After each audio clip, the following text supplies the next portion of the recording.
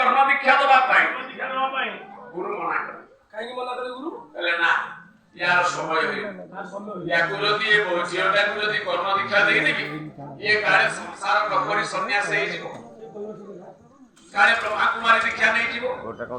ସଂସାର ଗୃହସ୍ଥ ଆଶ୍ରମ ହଉଛି ସବୁଠାରୁ ଶ୍ରେଷ୍ଠ ଆଶ୍ରମ। ତେଣୁ ଉପଯୁକ୍ତ ସମୟରେ ଦେବି ଯାହାଦ୍ୱାରା ୟାର ନିର୍ବନ୍ଧ ସରିଯାଇଥିବ, ବିବାହ ପାଇଁ ସଂକଳ୍ପ ହେଇଯାଇଥିବ, ରଙ୍ଗଣ ଦିନ ଆକୁ ଦେବି। ହେଲେ ବାବୁରେ ତୋ ଝିଅର ଯୋଉ ଦିନ ବାହାଘର ମଙ୍ଗଳ ସେଇଦିନ ମୁଁ ତା କର୍ଣ୍ଣରେ ମନ୍ତ୍ର ଦେବି।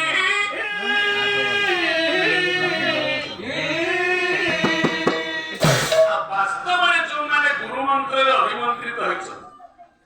ଗୁରୁ ବାକ୍ୟକୁ ଆପଣ ମାନଙ୍କର ଠିକ ନିର୍ଦ୍ଦେଶ ପାଳନ କରିଛନ୍ତି,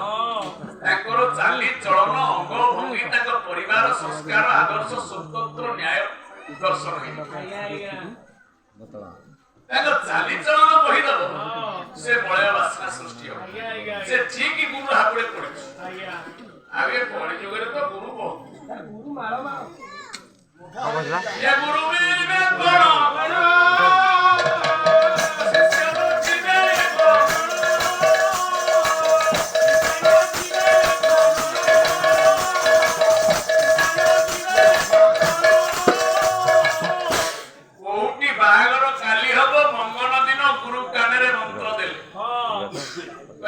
प्रकृत परिवार गुरु होची स्वामी। स्वामी तो प्रकृत गुरु गोटे विवाहिता नारी ना ना स्वामी गुरु विवाहिता नारी संख्या सिंदूर लगेला परे तार सर्वश्रेष्ठ गुरुत्व आसन रे केवल जणे बसिबा आज्ञा, कारण से सब छाड़ी नहीं केवल से जण को पाए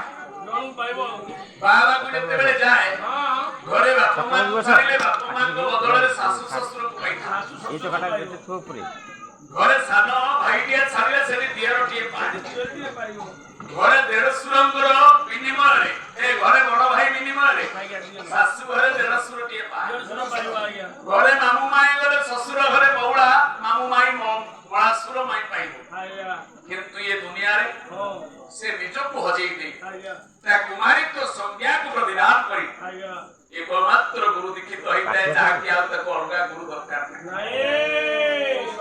से किए पश्चिम ओडिसा रे कवि आपण मानकर गंगाधर मेहर धारी के कहिए स्वामी गुरु स्वामी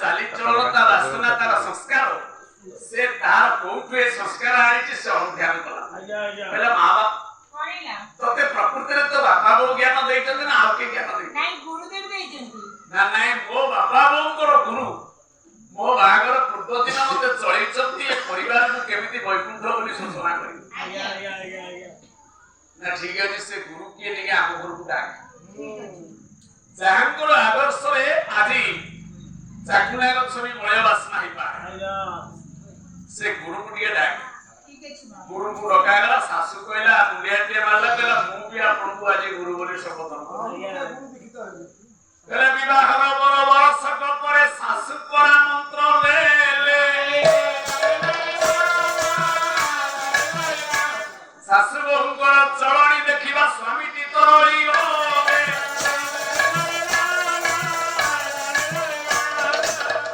ସ୍ୱାମୀ କହିଲା ବୋଉ ନା କଣ ନା ରେ ବଢିଆ ଗୁରୁଦେବ ଆମ ଘରକୁ ଆସିଥିଲେ ଏକ ପାଦ ପଡିଲେ ତ ଏ ଘରଟା ଆପଣ ମାନଙ୍କର ସଂସ୍କାର ହେଇଯାଉଛି ଆମ ନୀତି ନିୟମ ସବୁ ବଦଳି ଯାଉଛି ଆମର ପ୍ରକୃତି ସବୁ ବଦଳି ଯାଉଛି ତେଣୁ ମୁଁ ଟିକେ ଦୀକ୍ଷା ଦୀକ୍ଷା ନବା 4 ବର୍ଷ ମତେ ଦେଖି ଶାଶୁ ନେଲେ 2 ବର୍ଷ ଏ 3 ବର୍ଷ ସ୍ୱାମୀ ଏଇ ବର୍ଷ ନେଇଗଲେ ଆଉ ଶ୍ୱଶୁରଙ୍କୁ ସମୟ ହେଇନି ସେ ଚାଷ ବାସ କରୁଛନ୍ତି ଅବଶ୍ୟ ମନ ସିନା ତରଳିଲାଣି କେତେ ଥର କହିଲେଣି ମା ବା ସେ ଗୁରୁଙ୍କୁ କହୁନୁ କୋଉଦିନ ଟିକେ ଆମ ଘର ଆଡେ ଆସନ୍ତେ ନା ତମ ସମୟ ସମୟ ମିଳିଲେ ଶ୍ୱଶୁର ଯୋଉଦିନ ଦୀକ୍ଷା ନେବେ ଶ୍ୱଶୁରଙ୍କର ନୂତନ ଜନ୍ମ ହବ ବାପା ରାମାୟଣ ଗୋଟିଏ କାବ୍ୟ ବା ନାଟକ ତାକୁ ଅଳ୍ପ ବହୁତ ସାନଠୁ ବଡ ପର୍ଯ୍ୟନ୍ତ ସମସ୍ତେ ମୁଁ କିନ୍ତୁ ଆଜି ଯୋଉ ରାମାୟଣଟା ଆପଣ ମାନଙ୍କ ଆଗରେ ଉପସ୍ଥାପନା କରିବା ପାଇଁ ଯିବି ଆପଣ ମାନେ ତ୍ରେତୟା ଯୁଗରେ ଦେଖିବେ ରାମାୟଣର ଏକ ନୂଆ ଦିଗ ରାମାୟଣଟି ହଉଛି ଆପଣ ମାନଙ୍କର କୌଶିକ ରାମାୟଣ ଯୋଉ ରାମାୟଣରେ ଶ୍ରୀକୃଷ୍ଣ ସୀତା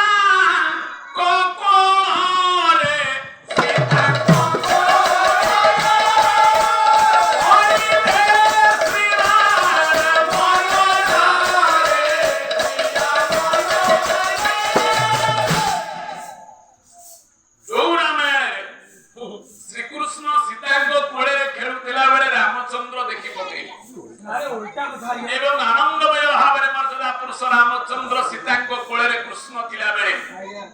ଅନନ୍ତ ଭଳି ତାଙ୍କ ମୁଣ୍ଡ ଉପରେ ହାତ ରଖି ଆଶୀର୍ବାଦ କଲେ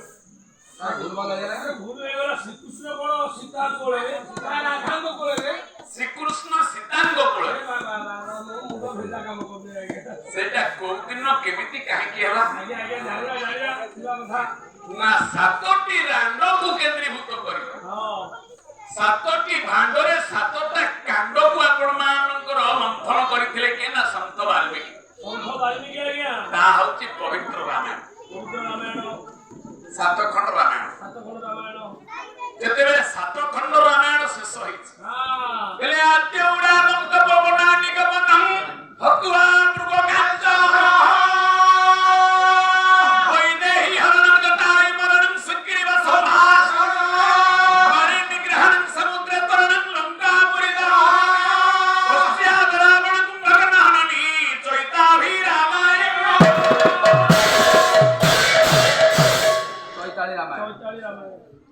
ରାବଣ ମରିଛି ବିଭୀଷଣ ରାଜା ହେଇଯାଇଛି ମନ୍ଦ ଧରିକି ଅର୍ପଣ କରି ରାମଚନ୍ଦ୍ର ଆସୁଛନ୍ତି ଅଯୋଧ୍ୟା ଏକା ଆସୁନାହାନ୍ତି ପୁଷ୍ପକ ବିମାନଟି ଲକ୍ଷ୍ମଣ ହନୁମାନ ଆଗରେ ନେଇକି ଭରତକୁ ଖବର ଦେବାକୁ ଗଲେ ବିଜୟ ଲାଭ କରି ମର୍ଯ୍ୟାଦା ପୁରୁଷ ଯେତେବେଳେ ପ୍ରାଣ ସଙ୍ଗିନୀ ଜାନକୀକି ସାଙ୍ଗରେ ଧରି ଆସୁଛନ୍ତି ଆପଣ ମାନେ ସମସ୍ତେ ଜାଣିଛନ୍ତି ଭାରତ ବର୍ଷର ଅନ୍ତରେ ତାମିଲନାଡୁ ରାଜ୍ୟର ଲଙ୍କା ପର୍ଯ୍ୟନ୍ତ ସେତୁବଦ୍ଧ ହୋଇଥିଲା ରାମେଶ୍ୱରକୁ ଯେତେବେଳେ ଅତିକ୍ରମ କଲେ ସେଇଠି ରାମ ସୀତାଙ୍କୁ ପଚାରିଲେ କହିଲେ ଜାନକୀ ସଖୀ ଘରକୁ ଗଲା ବେଳକୁ ମନଟା ତ ଉଦ୍ବେଳିତ ହୁଏ ଦୀର୍ଘ 14 ବର୍ଷ ପରେ ଆମେ ଆଜି ଅଯୋଧ୍ୟା ମାଟିକି ଯିବା ମନଟା ଯେତେ ଚଳଚଞ୍ଚଳ ହଉଥିବ पुण्य माटी जन्म माटी माँ ममता ये समस्त बाप माँ को खोजे बापा सिना चली गले माँ अच्छो सहजे सान भाई भरत टा आइला बेले कोई कोई हे कांदुथला आखिर मळ मळ आखि मळी मळी कांदी कहला भाई ये 14 वर्ष दिने वाह होइले बिलम्बा